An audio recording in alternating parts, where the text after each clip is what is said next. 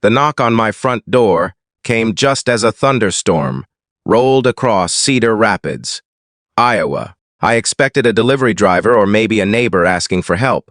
But when I opened the door, my entire world stopped. Standing there with a faded backpack, soaked clothes, and eyes that carried more regret than words ever could, was my ex, Rachel. The confident woman who had once walked away, believing she needed a different life, now looked completely broken.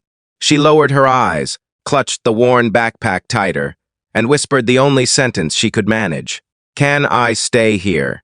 If you believe that kindness, hope, forgiveness, compassion, and second chances can change someone's life, please take a moment to like this video, leave a comment, share it with someone who needs encouragement, and subscribe to our channel for more heartfelt stories that remind us the best of humanity still exists. 3 years earlier, Rachel had left without anger or betrayal.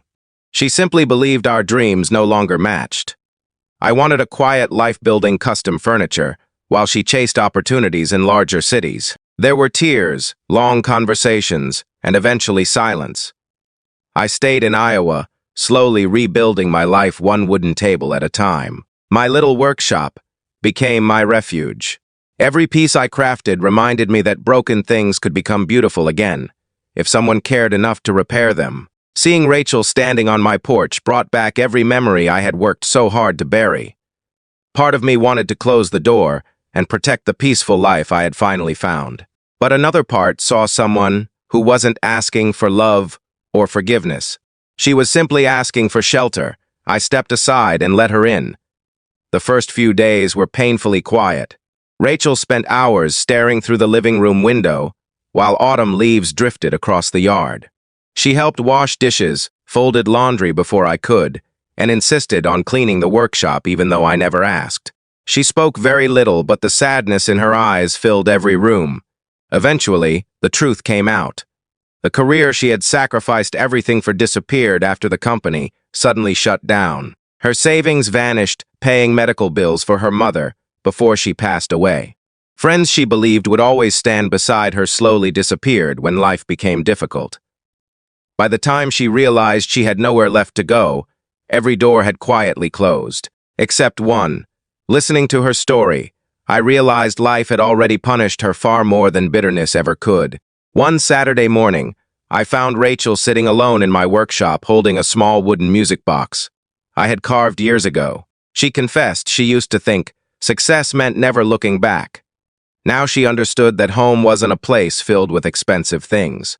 Home was wherever someone still believed you deserved another chance. Those words stayed with me. Instead of dwelling on the past, we began rebuilding the future. Rachel found part-time work at the local public library. The librarian, Grace, admired her determination and kindness with visitors. Slowly, Rachel smiled again. The empty expression disappeared from her face. She planted flowers beside the front porch. She baked bread on weekends. She laughed with neighbors during community events. The woman who had arrived carrying only regret was becoming someone stronger than she had ever been before. One evening, a severe storm swept through the neighborhood, damaging several homes. Without hesitation, Rachel organized volunteers, prepared meals for elderly residents, and helped families clean debris from their yards. Watching her comfort frightened children with gentle words and warm blankets showed me something I had never truly understood before. Hardship had not destroyed her character, it had refined it. Months later, my furniture business received its biggest contract, yet after one of those grateful neighbors recommended my work. Success arrived not because I chased it, but because our small community chose kindness over convenience. As winter turned into spring, Rachel packed her backpack again. This time, it wasn't because she had nowhere to go.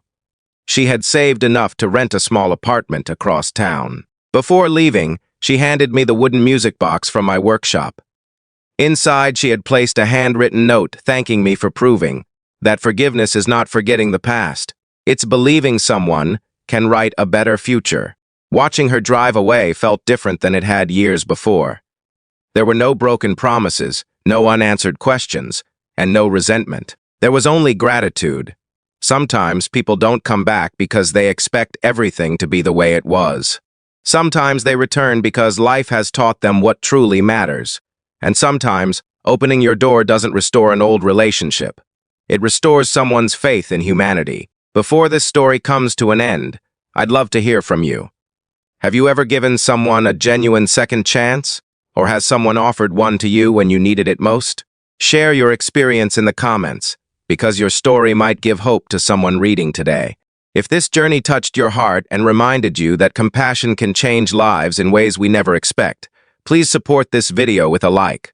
Leave your thoughts below, share it with someone who believes in hope, and subscribe for more emotional stories that celebrate kindness, healing, and the quiet miracles that happen when people choose grace over resentment.